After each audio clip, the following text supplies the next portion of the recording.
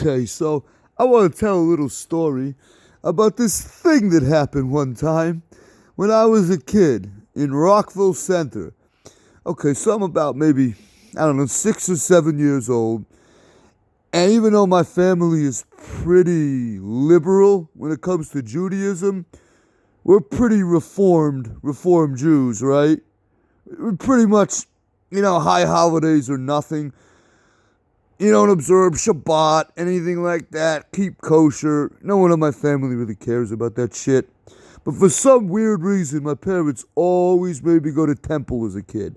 I mean, birth to about age 17 or 18, you were going to temple at least probably every other Friday, and I didn't have a choice, right? Ugh. And when we were in Rockville Center, we belonged to this synagogue called the Central Synagogue of Nassau County. Still remember the rabbi's name too, Rabbi Sulkin, Jeff Sulkin. Kind of a cool guy. But this one night, was it like Sukkot or it was, I don't really remember what holiday it was. It was some kind of Jewish holiday. And during this one Friday night service, as a decoration for display, they had these baskets of fake fruit, right? And if the fruit, like plastic fruit, but you couldn't remove it. It was like attached to the container it was in. And for some reason, whoever set this display up decided to take the fruit baskets and lay them down flat on the floor. I mean, like I said, it's like glued to the inside. They're not going to fall out. You could lay it like that.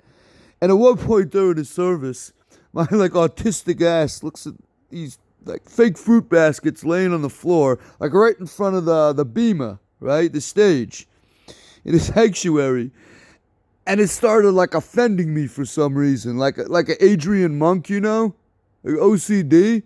I guess I had OCD on top of the autism, and all of a sudden, out of nowhere, I decided to like get up and stand the fruit baskets right side up. They just didn't seem right laying down, so I run up there, I put them right side up, and like run back to my seat. I'm like trying to sneak back, like 300 people didn't see me do it in front of them.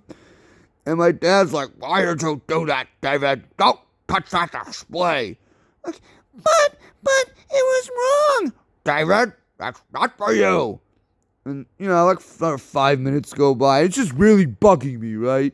That they're laying on the floor, like bugging me again. So I like run up there again. And like I put them right side up again. Now everyone's starting to stare at me, right?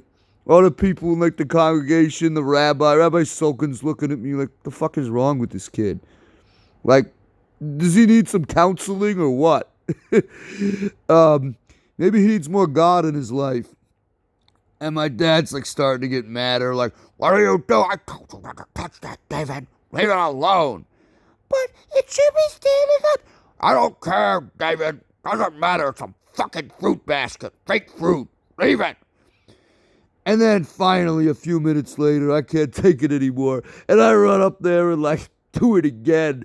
And at this point, you hear like whispering in a crowd, like, "Oh," you know what I mean? Like a collective, like, "Oh, like, the fuck is wrong with this kid?